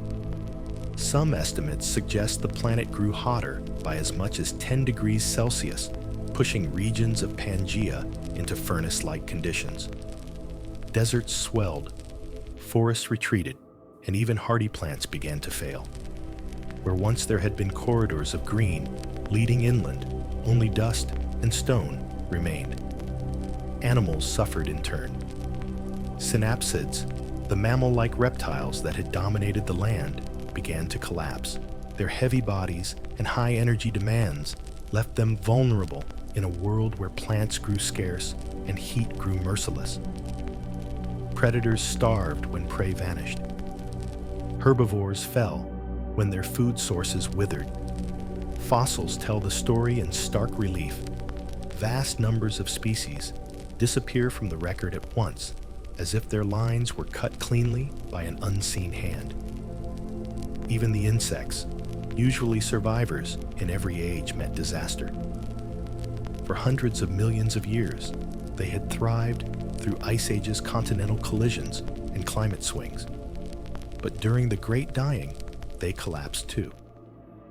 Winged giants that had once filled the skies vanished. Forest floor arthropods, once nearly indestructible, dwindled. It is the only known mass extinction in insect history, a fact that underscores the scale of the catastrophe. And while the land burned and faltered, the ocean suffocated. The same volcanic gases that heated the atmosphere also bled into the sea. Warming waters lost their oxygen, creating vast dead zones. Coral reefs, already fragile, crumbled and died. Entire food webs unraveled. Trilobites, which had survived since before Pangea existed, vanished completely. Brachiopods, once abundant, dwindled. Fish and amphibians struggled as oxygen-starved seas turned hostile. Imagine standing on a Pangean coast and looking out over Panthalassa, the endless ocean that wrapped the world. Its surface might have seemed calm, but beneath it, silent spread reefs, empty shoals of fish, gone only murky waters left where life had once thrived. Estimates suggest that more than 90% of marine species and over 70% of land-dwelling vertebrates vanished. It was not simply a thinning of the ranks. It was an almost total reset. The chorus of buzzing insects, croaking amphibians, and hunting predators dimmed into silence. If you had walked across Pangea during this time, the absence of sound might have been the most haunting feature. Forests gone, rivers reduced to trickles, deserts swallowing valleys, and no calls of animals to break the emptiness. And yet, even in the midst of catastrophe, life clung on. Survival came not from strength or size, but from resilience. Small synapsids endured creatures compact enough to live on little, efficient enough to conserve water and energy. Some burrowed into the ground, using the earth itself as insulation against heat and cold. Early reptiles with tough skin and low needs survived where more demanding creatures perished. In the oceans, a few fish and mollusks managed to adapt to low oxygen waters, holding on until the seas began to recover. Even the plants had their champions, hardy conifers, resistant to drought, and poor soils spread where other vegetation collapsed. It was not a heroic survival, not the stuff of triumph, but quiet persistence. And that is often the way of evolution. Life does not endure because it wins battles, but because it bends. Those small, unremarkable survivors carried forward everything. From them came the creatures of the Triassic, the first true dinosaurs, the ancestors of mammals, the beginnings of new forests. The recovery, however, was slow. For millions of years after the Great Dying, the world remained barren by comparison. The forests were thinner, the air harsher, the seas quieter. It was a scarred earth, stripped down to essentials. But those open spaces were opportunities. With the old rulers gone, new lineages could rise. Evolution filled the emptiness with experiments, small reptiles diversifying synapsids, edging closer to mammalian traits, plants reclaiming soils with hardier strategies. It is sobering to think how close Earth came to silence. Had the extinction tipped a little further, had those few survivors not endured, the planet might have been left lifeless, or at least left on a path so alien that our lineage would never have appeared. The Great Dying was not only the worst extinction, it was also the greatest narrow escape in Earth's history. If you picture yourself standing on Pangea during its aftermath, the world would feel hollow. The once rich forests would be stumps and ash. The rivers would carry silt through empty valleys. The deserts would seem endless. And in the air, the absence of insect wings or animal cries would press against your ears as if the planet itself had fallen silent to mourn. Yet beneath the soil, in burrows and shallow seas, and in the scattered green of conifer groves, life whispered still. That whisper was enough. Over time, it grew louder, branching into the experiments of the Triassic, the rise of reptiles, and the first dinosaurs, the continued refinement of mammal-like synapsids. Out of death came renewal. Out of silence came the voices of future ages. The Great Dying reminds us that Earth is not gentle. It remakes itself with fire, heat, and hunger, sweeping aside whole worlds of life without hesitation. But it also reminds us that life is tenacious. Even when 90% of the ocean empties and 70% of the land grows, still something survives. And from that survival comes the future. The world we know today, the continents, the ecosystems, even ourselves, is built on the persistence of those small survivors who endured when everything else seemed doomed. So the Great Dying was not only an ending, it was also a beginning. A scar, yes, but also a seedbed. In its silence lay the potential for new life, new rulers, new worlds. And though Pangea staggered under the weight of fire and ash, its story did not end here. The supercontinent endured scarred, but alive, waiting for the next act. Part 14, Survival and Rebuilding. The Great Dying left Pangea silent, scarred, and almost emptied of life. Forests that had once stretched in dense belts were reduced to scattered groves. Rivers ran thinner, their banks marked not by the tracks of countless animals, but by the lonely prints of a few survivors. Insects, once a deafening chorus, had fallen quiet. It must have felt like the earth itself had grown weary. And yet, if you looked closely, you would see movement. Small shapes in the undergrowth. Tough plants pushing green against barren soil. The slow, fragile beginnings of recovery. This was not the grand return of life in a sudden wave. It was humble, cautious, and uneven.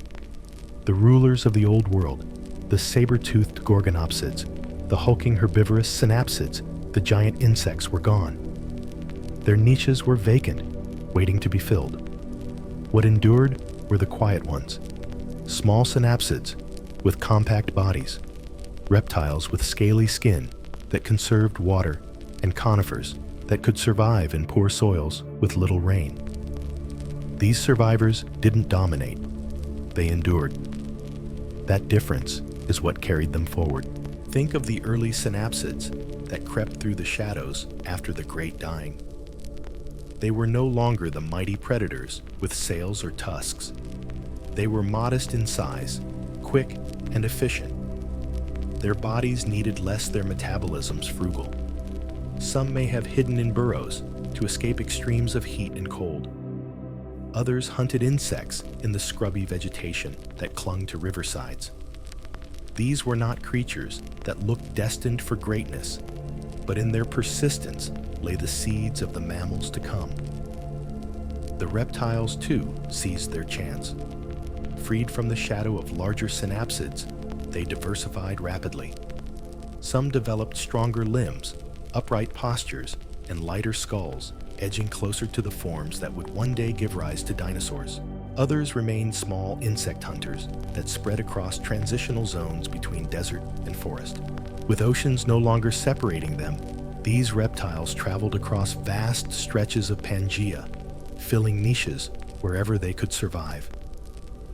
It was messy, experimental evolution, but it worked. Plants also began their quiet reclamation. Conifers became the backbone of recovery. Their needle-like leaves conserved water, allowing them to grow in both uplands and semi-arid zones. Seed ferns spread again in wetter areas, while hardy shrubs anchored soils against erosion. Where forests had burned away under volcanic skies, new groves of evergreens rose. They were not as vast or dense as before, but they were enough to pump oxygen back into the atmosphere and stabilize the climate. Step by step, leaf by leaf, they stitched green into the scars of Pangea. The rivers became lifelines again. Along their banks, plants thickened into ribbons of green. Insects returned small, ordinary, but essential. Amphibians clung to these waterways too, though their reign was diminished. Reptiles followed the corridors moving inland from the coasts, carrying life back into Pangea's drier heartlands. Fossil footprints, preserved in floodplain mud, show this slow return, small reptilian tracks, mingling with the drag marks of tail signs of creatures inching into the spaces left behind by extinction. Recovery was uneven. Some regions remained barren for millions of years, deserts pushing farther than before, silence stretching unbroken. Other places, especially along the coasts and rivers, became pockets of abundance havens, where life concentrated before slowly spilling outward. Evolution worked differently here. Instead of refining established lineages, it was improvising. With so many niches, emptied survivors evolved into new forms with startling speed. This is why the Triassic period which followed feels like a great laboratory of life. One of the most striking aspects of this rebuilding was how interconnected it remained. Because Pangea was still whole, survivors could spread across its vastness. A reptile evolving in what is now South America might over generations migrate into Africa, Asia, or Europe. Fossils today show identical species across continents separated by oceans, proof that in the aftermath of the great dying life still had a single stage. The absence of borders was a gift allowing survival strategies to spread far and fast. It is tempting to imagine this recovery as triumphant a phoenix rising from ash. In reality, it was quieter, harsher. Life was smaller ecosystems, simpler biodiversity lower. The forests were not yet towering jungles again, but patchy stands of green. The synapsids were not mighty hunters, but modest burrowers. The reptiles were not yet dinosaurs, but small, cautious experimenters. Still within that modesty lay resilience. The survivors did not need to be grand. They only needed to persist, to adapt, to wait for opportunity. And opportunity always comes. Within a few million years, reptiles were diversifying into lineages that would give rise to crocodile ancestors, to early dinosaur-like forms, to creatures that began to test upright posture and faster movement. The humble synapsids, though diminished, kept evolving too.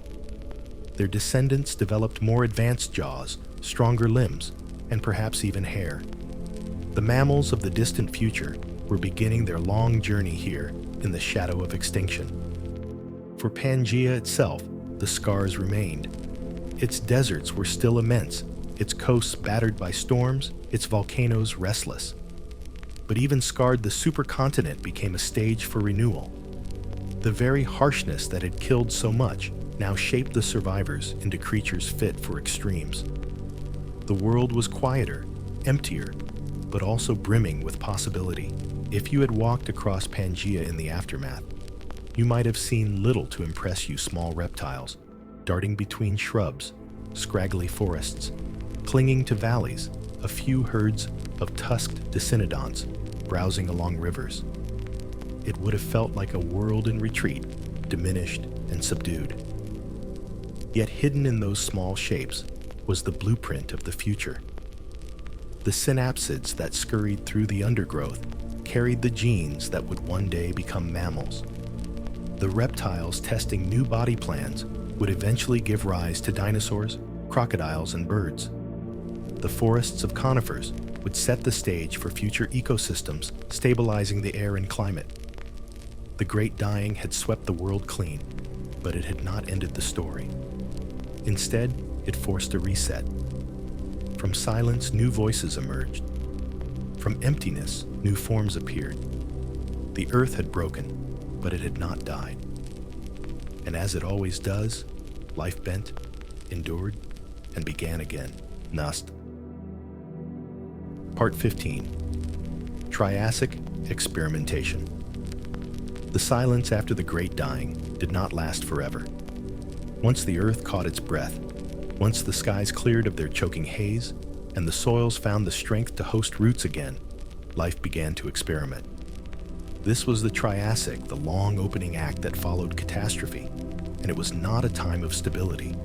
It was a time of trial and error, of strange prototypes and bold new body plans. Where the Permian world had been dominated by synapsids and ancient forests, the Triassic felt like an evolutionary workshop. Every creature, a sketch, every plant, a test, every ecosystem, provisional. At first, the survivors seemed unimpressive.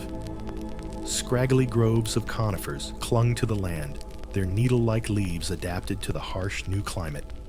Rivers were narrower, their banks lined, not with lush seed ferns, but with hardy shrubs and cycads.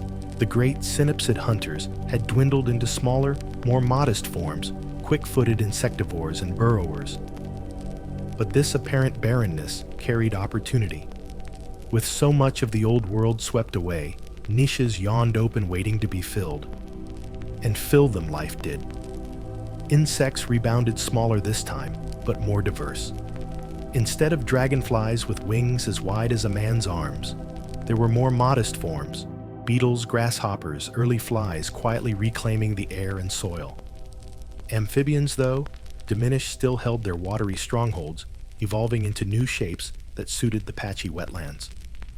But it was the reptiles that seized the Triassic most completely. Freed from the dominance of synapsid predators, reptiles radiated into astonishing diversity.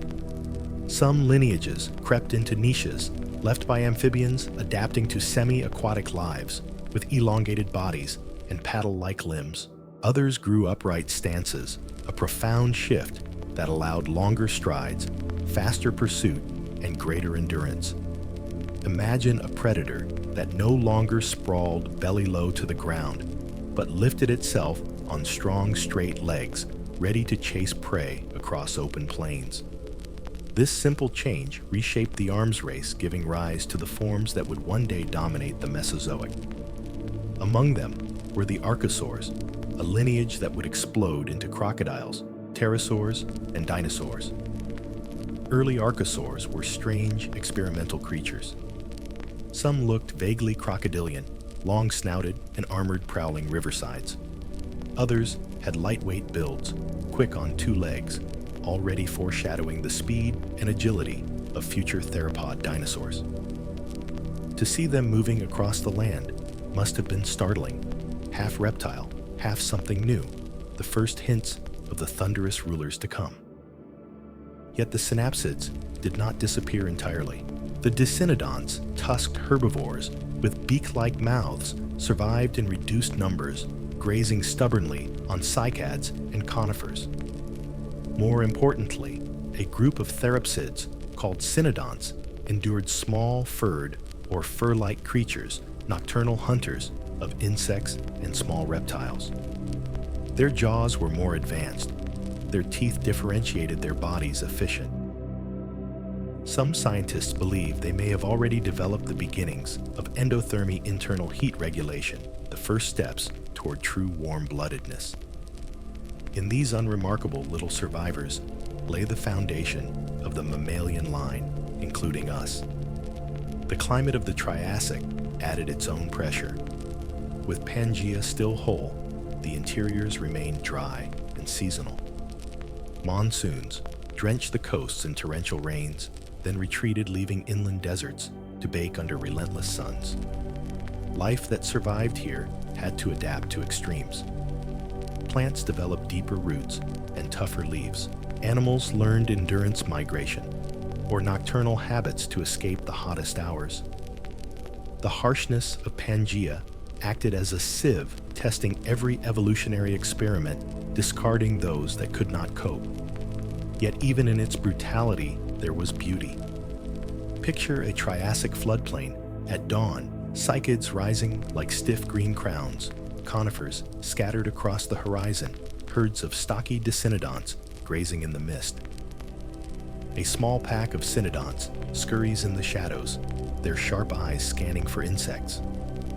In the distance, an early archosaur stalks the herd, its upright legs carrying it, with a gait unlike anything before, somewhere between a reptile and the predator dinosaurs that will come.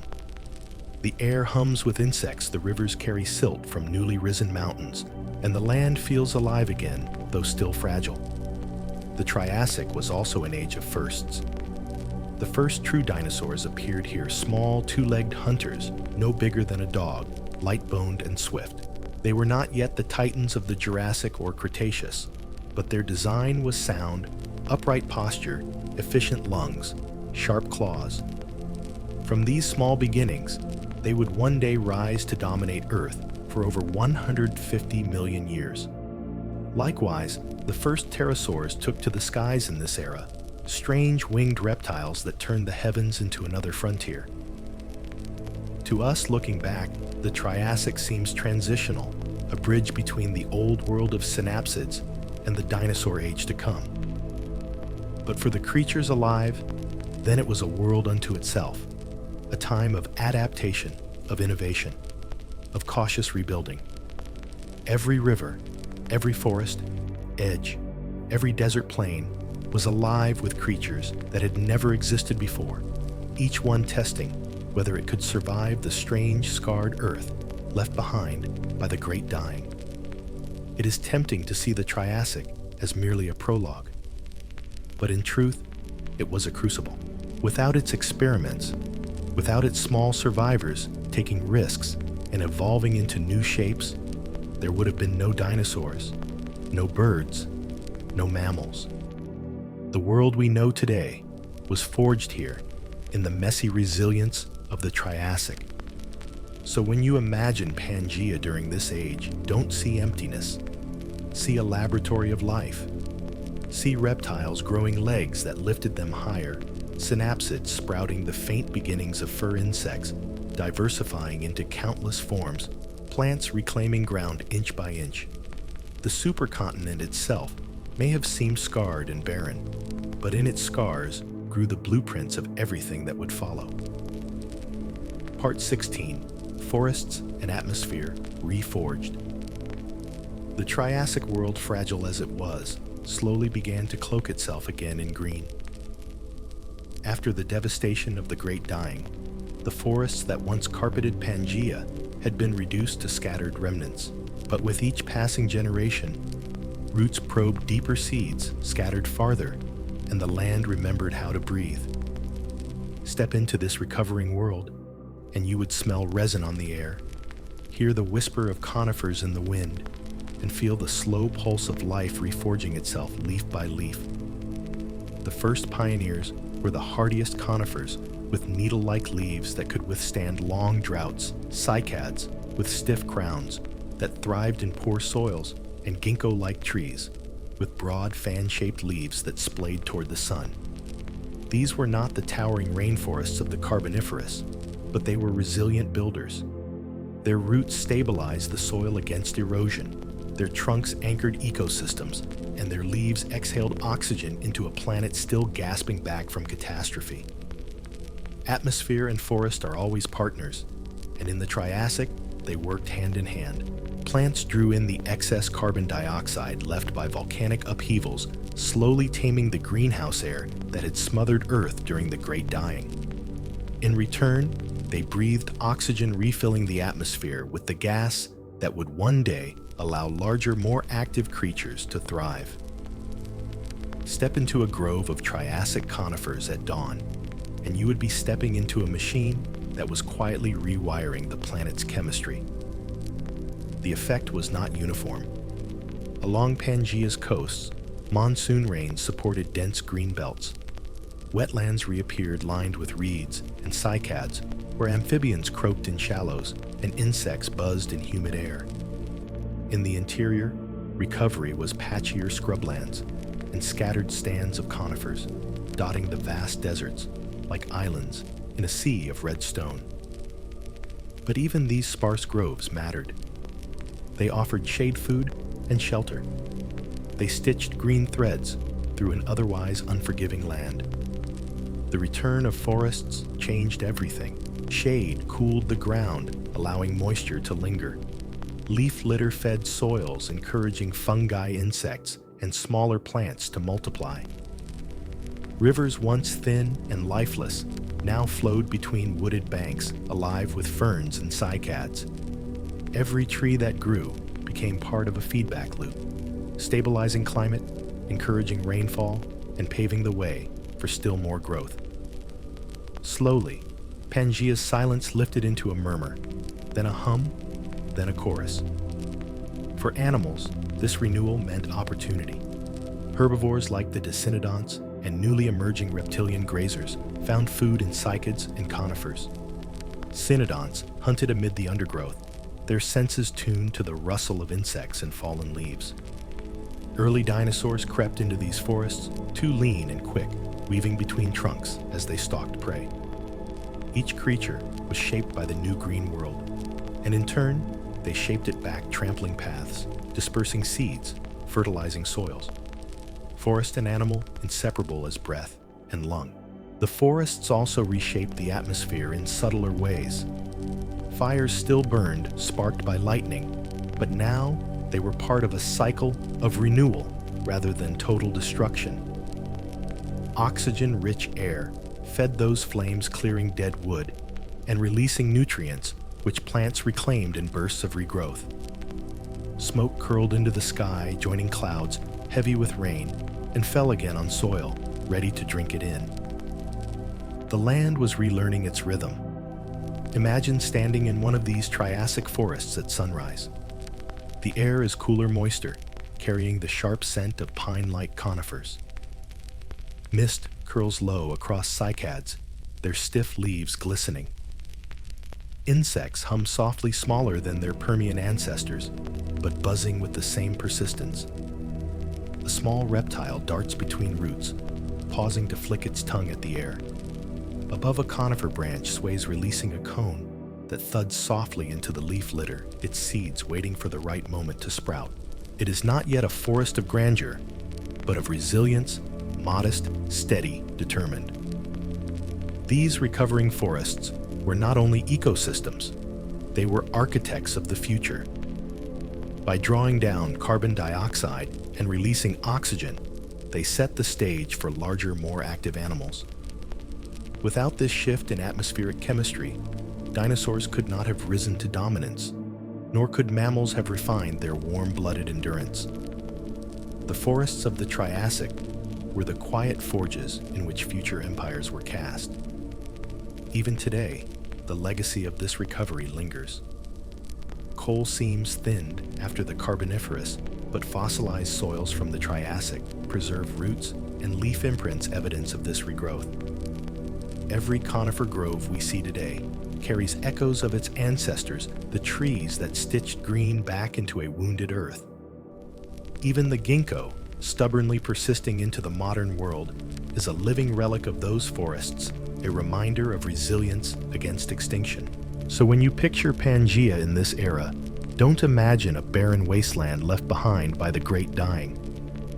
Picture instead a patchwork deserts, still vast, yes, but broken by corridors of green. Coasts lined with forests breathing life back into the air. Rivers flanked by cycads and conifers whispering in the wind. It was a quieter beauty than the lush jungles that came before, but in its quietness lay strength. The earth was reforging itself, not quickly, not dramatically, but with patience, one tree at a time. Part 17. Cracks in the supercontinent. For tens of millions of years, Pangea had seemed immovable, an unbroken slab of land stretching from pole to pole, bordered by a single vast ocean. But no continent, however mighty, lasts forever. Beneath its weight, the Earth's mantle continued to churn. Heat built up, pressure mounted, and slowly, almost imperceptibly, the seams of Pangea began to strain. What had once been unity began to fracture. The supercontinent was cracking. The signs would not have been obvious at first. A valley deepening here, a line of volcanoes forming there, rivers shifting course as the land subtly pulled apart. But the process was relentless. Mantle plumes, columns of hot rock rising from Earth's interior, pressed upward, thinning the crust, splitting it like glass under heat. Over time, these fissures lengthened into rift valleys, depressions, where the land sagged and tore. Some filled with lakes, others with lava precursors to oceans not yet born. If you could stand on one of those rifts during the late Triassic, you would see a landscape both dramatic and unsettling. Jagged cliffs, rising on either side, new lakes, glittering at the bottom, volcanic vents, steaming the air, carrying the metallic tang of fresh basalt. Forests and herds would skirt the unstable ground, instinctively avoiding the rumble of a planet pulling itself apart. And yet these cracks were the first outlines of the world we know today. The Atlantic Ocean, for instance, began as nothing more than a rift tearing Pangea apart. What is now the eastern seaboard of North America was once welded to the northwestern edge of Africa. Their rocks still bear matching scars, igneous intrusions, fault lines, mountain folds that prove their shared past. Pull them back together on a map, and the puzzle pieces align neatly, reminding us that our modern geography is just one fleeting arrangement of stone. As the rifts widened, climates shifted. Where once there had been continuous belts of desert or forest, new coastlines emerged.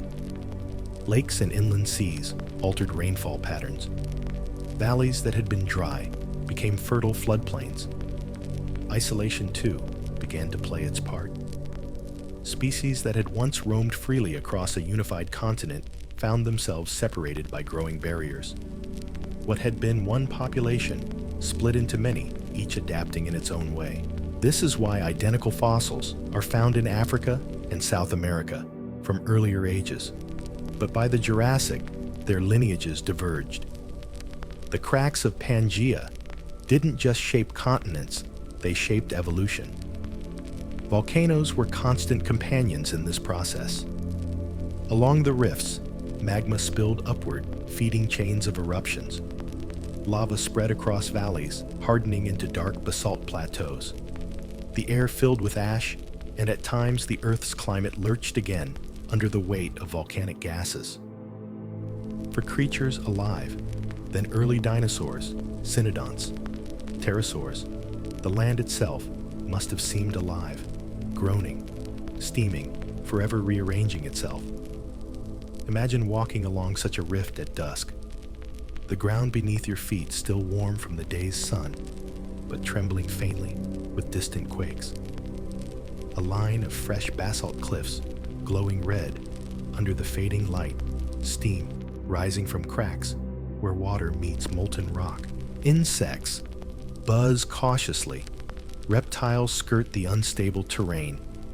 And in the distance, the call of an early dinosaur echoes across a valley that did not exist a generation earlier. You would be standing in the middle of creation, watching the birth of oceans and continents that would define the next 200 million years. To us, it might feel like destruction, the breaking apart of a once great whole. But in truth, it was creation. Every crack, every valley, every volcanic field was Earth preparing its next act.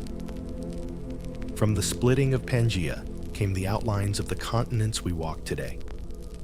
From the isolation of species came the diversity that would flourish in the Jurassic. From the fire and instability of rifting came new coastlines, new climates, new opportunities. By the time the process was complete, the world was unrecognizable. The Atlantic had begun to open, Africa and South America drifting apart. North America pulled westward. India was still welded to Africa, but would one day break free and hurtle north. Australia and Antarctica remained bound together, waiting for their own separation millions of years later. The unity of Pangea was gone, but in its place rose the familiar world map we carry in our heads today, a mosaic born from fracture. So the cracks of Pangea were not just geological events. They were the Earth's reminder that nothing, not even a supercontinent, endures unchanged. Land shifts seas, form climates transform, and life adapts. For a brief time, the Earth had been whole, one continent under one sky. But now it was becoming many, and in that division lay the richness of the future. Part 18. Legacy of Pangea. Even though Pangea broke apart almost 200 million years ago, its fingerprints remain everywhere around us. Every mountain range, every coastline, every fossil bed tells a fragment of its story. To walk across the Earth today is to walk across the remnants of a supercontinent that once gathered the world into a single vast land under one sky. Look at a map and let your imagination rearrange the pieces. Slide South America back against Africa, and the fit is almost perfect. The bulge of Brazil pressing neatly into the Gulf of Guinea. Shift North America eastward, and it clicks against Europe. Pull India south, nestle Australia and Antarctica back into their old places, and suddenly the jigsaw becomes whole again. The outlines are so precise that even centuries before plate tectonics was understood, naturalists noticed the coincidence. Today, we know these aren't coincidences at all. They are scars of Pangea's fracture, frozen into the edges of continents. The legacy is written in stone as well. Fossils of the same plants and animals appear on continents now separated by oceans. Glossopteris, an ancient fern-like plant, is found in Africa, South America, India, and Antarctica. Mesosaurus, a small reptile, swam in rivers that once stretched across regions we now call Brazil and Namibia. Their remains are silent witnesses proving that once these lands were one. Without Pangea, their existence across oceans would be impossible. Mountains carry the memory too. The Appalachians of North America and the Atlas Mountains of North Africa were born from the same collision when continents fused to form Pangea. Walk their trails today, and you are climbing the crumpled edges of that great union. The same is true of rocks beneath our feet, igneous intrusions, and fault lines that match across oceans like stitches torn apart but still visible. Even the distribution of life today echoes Pangea. When the continent-fractured species were split, isolated on drifting fragments. Over millions of years, they evolved separately, producing the diversity we see now. Kangaroos in Australia, lemurs in Madagascar, armadillos in South America all trace their uniqueness to the moment Pangea broke, stranding them on islands of land that drifted into isolation. The richness of biodiversity today is in part the gift of Pangea's loss. But Pangea's legacy isn't only physical, it is philosophical, almost poetic. For a time, all land was one. Every creature, every plant, every forest and desert shared the same continent. There were no borders, no oceans to divide populations. The Earth itself was unified. It is humbling to remember that the divisions we now take for granted, the separation of peoples, the notion of continents as permanent identities, are temporary. The Earth has been whole before. It will be whole again. Yes, again.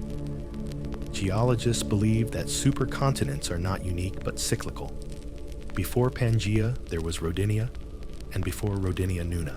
In the distant future, millions of years from now, the wandering continents will meet again to form yet another.